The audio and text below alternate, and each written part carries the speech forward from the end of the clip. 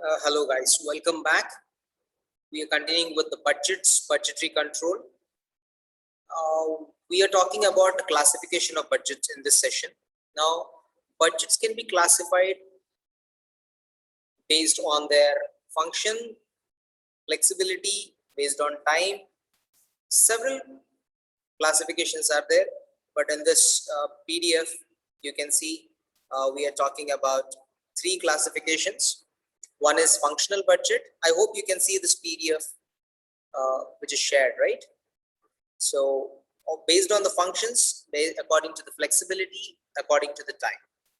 When you talk about the functional budgets, you can see we have a sales budget, we have production budget, raw material budget, purchase budget, labor budget, production overhead, selling and distribution overhead budget, administration cost budget, capital expenditure budget, and cash budget. Now, to cover them in short, in the sales budget, what we are going to talk, we are going to see how many units will be sold, how many units will be sold, in which area, during which quarter, at what price, what could be the total sales, are there going to be any discounts? If so, what will be the net sales?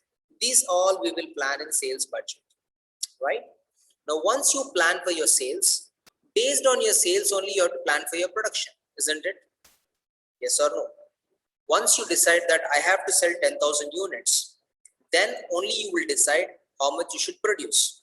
Let's say if you already have 1,000 units in your godown, already they are finished products. Now for the coming month, if you're planning to sell 10,000 units, then obviously you will say, sir, we already have 1,000 units in our godown. So it's good if we prepare just 9,000 units so that we can sell 10,000 units, correct? But if you're planning to have 2,000 units as finished stock lying in your godowns after this 1 month plan, then probably you would say, sir, we already have 1,000. We want to sell 10,000 and we want to still have 2,000 at the godown. So 10,000 to be sold, 2,000 should be at godowns. So 10,000 plus 2,000. Totally you should make 12,000. However, we have an opening stock of 1,000 units. So if we can make 11,000 units, the purpose will be served. So production budget basically talks about how many units should be produced so that you can actually meet your sales. Then in raw material budget, you'll be talking about how much quantity is required, right? So what quantity is required? It all depends on your production. So you wanted to sell 10,000 units. Then production manager said, the production budget says we have to produce 11,000 units. The raw material budget says, okay, for 11,000 units, maybe each unit require 2 kilo of raw material. So 11,000 units multiplied with 2 kgs, I need 22,000 kilos of raw material. So that is what is set by raw material budget. Having said how much raw material is required, next is how much I should buy, how much I should purchase. Maybe there is some 5,000 kilos of raw material already available. So you would adjust that. 22 is required, 5 is already there. So maybe I just need 17,000 kilos of raw material to be purchased for the coming period. So raw material purchase budget basically talks about what need to be bought. Your labor budget talks about how many number of workers are working on that particular unit or in that particular department or for that particular period. How many labor hours are available?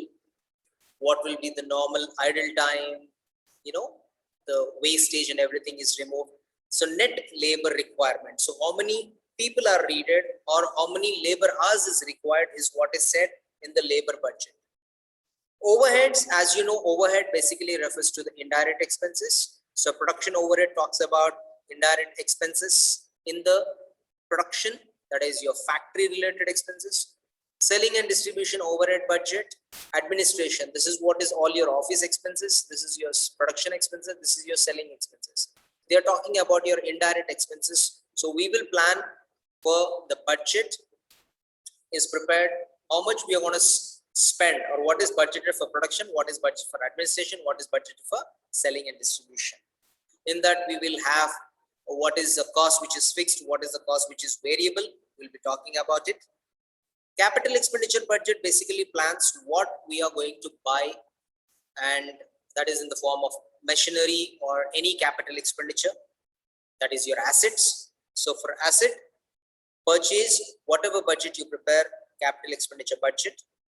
And cash budget basically talks about your revenue receipts and payments. It includes the capital payments as well. So cash budget basically is prepared to find out what would be the closing balance of cash at the end of each period or each month of the projected budget. Moving on to the second classification, flexible budget and fixed budget. Now, what do you mean by a static budget or fixed budget? Is something when you prepare once, you cannot change it. But when you're talking about a flexible budget, maybe the production budget or production overhead budget was planned for 50% capacity of the plant.